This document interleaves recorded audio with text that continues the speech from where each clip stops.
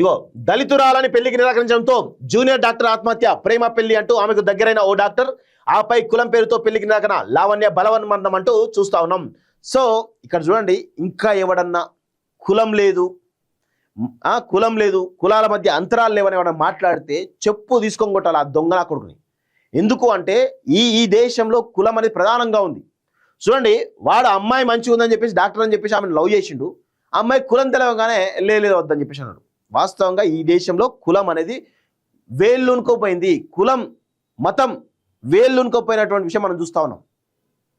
So ఇది ఎక్కడో కాదు, సిద్దిపేట జిల్లాలో జరిగింది. సో సిద్దిపేట మెడికల్ కళాశాలలో హౌస్ సర్జన్ పూర్తి చేసి ప్రభుత్వ జనరల్ ఆసుపత్రిలో ఇంటర్న్షిప్ చేస్తున్నటువంటి జూనియర్ డాక్టర్ లావణ్య ఆత్మహత్యకు ప్రేమ వైఫల్యమే కారణమని దర్యాప్తులో పోలీసులు గుర్తించారు. అదే ఆసుపత్రిలో జనరల్ మెడిసిన్ చదువుతున్నటువంటి వైద్యుడు ప్రేమ పేరుతో దగ్గరై పెళ్లి మాట ఎత్తేసరికి దళితురాలంటూ దూరం పెట్టడంతోనే ఆమె మనస్తాపానికి గురై ఆత్మహత్య చేసుకుందని తేల్చారు.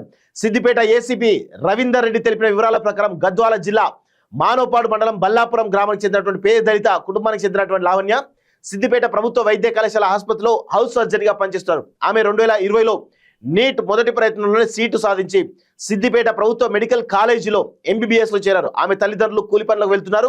సిద్దిపేట ప్రభుత్వ మెడికల్ కళాశాలలో జనరల్ మెడిసిన్ చదువుతున్నటువంటి సికింద్రాబాద్ అల్వాలకు చెందినటువంటి ప్రణయ్ తేజ్ బీసీ కంసాలి అట. సో నిరుడు జూలై నెలలో లావణ్యకు పరిచయం ఏర్పడి ప్రేమగా మారింది. వివాహం చేసుకుంటూ నమ్మించి సన్నిహితంగా మెగిలిన ప్రణయ్ తేజ్ అనంతరం కులాన్ని అడ్డుగా చూపించి వివాహానికి నిరాకరించారు. దీంతో లావణ్య తీవ్ర మనస్తాపానికి గురై జనవరి 3న మెడికల్ కళాశాల హాస్టల్ రూమ్ లో గడ్డి నివారణకు వాడే పారాక్విట్ మందును ఇంజెక్ట్ చేసుకుంది. అపస్మారక స్థితిలోకి వెళ్ళిన ఆమెను గమనించిన స్నేహితులు చికిత్స నిమిత్తం సిద్దిపేట ప్రభుత్వ ఆసుపత్రికి అక్కడి నుంచి హైదరాబాద్ నిమ్స్ కు తరలించారంటూ చూస్తా ఉన్నాం. సో ఇక్కడ విషయం ఏంటి అంటే బీసీలైనా కానీ ఇటు దళితుల దగ్గర రానియరు.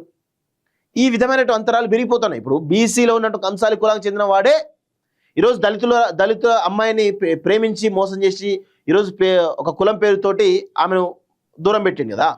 మరి బీసీలో ఇట్లా చేస్తే రేపు అగ్రవర్ణాల్లోనే ఉన్నటువంటి వాళ్ళు ఎన్ని కులాల దగ్గర రానిస్తాయా? ఎంత దారుణంగా ఉందో చూడండి ఒకసారి. సో ఈ విధమైన అంతరాలు చాలా బలంగా ఉన్నాయి. వీటి మారాలే, కులం లేదు, నా కులం తెలియదు అది అంటే మాత్రం కుదరదు. ఎందుకంటే కనబడుతుంది క్లియర్గా.